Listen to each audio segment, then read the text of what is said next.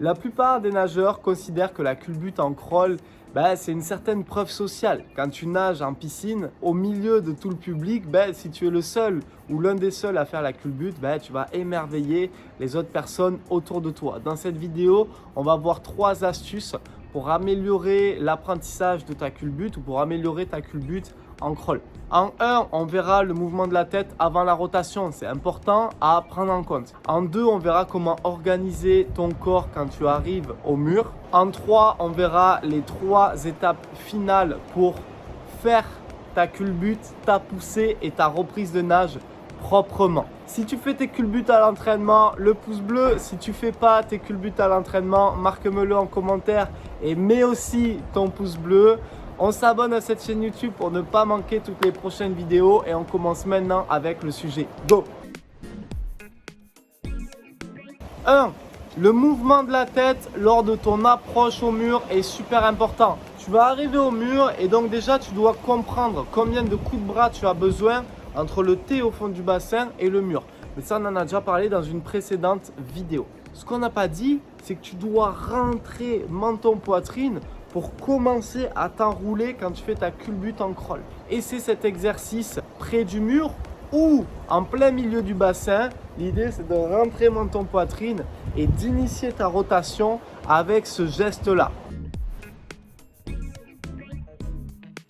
Deuxième partie, comment organiser ton corps à l'approche du mur. On a vu que tu devais rentrer menton-poitrine, mais tu dois aussi grouper ton buste vers tes cuisses et grouper tes genoux et tes chevilles. C'est-à-dire que tu dois te placer en boule et tes bras viennent accompagner la traction. L'avant-dernier coup de bras va rester en arrière. Le dernier coup de bras va t'aider à amener la rotation. Donc, ils ont un rôle très important à jouer dans cette fameuse culbute. L'idée étant de te retrouver accroupi, en train de tourner et de poser tes 2 pieds au mur. Toi, tu resteras sur le dos en position de flèche, comme si tu étais assis sur une flèche. En gros, je me groupe pour effectuer ma rotation dans l'axe lors de la culbute.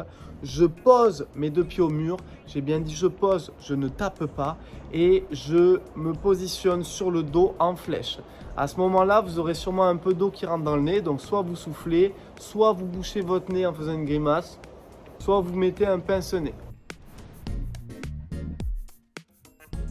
Troisième partie de cette vidéo, comment gérer la poussée, la rotation et la reprise de nage après la culbute. On se retrouve sur le dos et là, les 2 mains derrière la tête, tu n'as qu'une chose à faire, c'est pousser et vriller. Quand tu fais ta vrille, pense à bien gainer tes abdos, à bien serrer tes bras, épaules derrière les oreilles, biceps derrière le crâne et à bien tendre tes jambes. Et donc là, tu vas effectuer ta vrille directement. Au moment où tu décolles les pieds, tu vrilles. Et ensuite, une fois que tu as poussé, bien vrillé, tu vas accompagner de quelques ondulations qui vont t'aider à revenir à la surface et ta reprise de nage. Une astuce sera de te forcer à faire tes culbutes en entier et tes reprises de nage pour que ton cerveau enregistre les éventuelles erreurs que tu vas faire au début et puisse les corriger au fur et à mesure. N'abandonne pas ta culbute et ta coulée en plein milieu. Force-toi à remonter à la surface et le travail de ton cerveau et de ton inconscient fera le reste. Si cette vidéo t'a plu, pouce bleu, abonne-toi à cette chaîne YouTube pour retrouver toutes nos prochaines vidéos. Et bien sûr, n'oublie pas de me marquer en commentaire si tu fais les culbutes ou non. Ça me ferait plaisir de savoir qui les fait, qui ne les fait pas par rapport à toute l'audience qui regarde. Dans la description, mon club en ligne, 10 étapes pour un crawl parfait. On se retrouve à l'intérieur, je t'accompagne personnellement. Il y a déjà des centaines de jolis résultats à travers l'apprentissage dans ce club en ligne. On se retrouve de l'autre côté, c'était Malcolm. Ciao!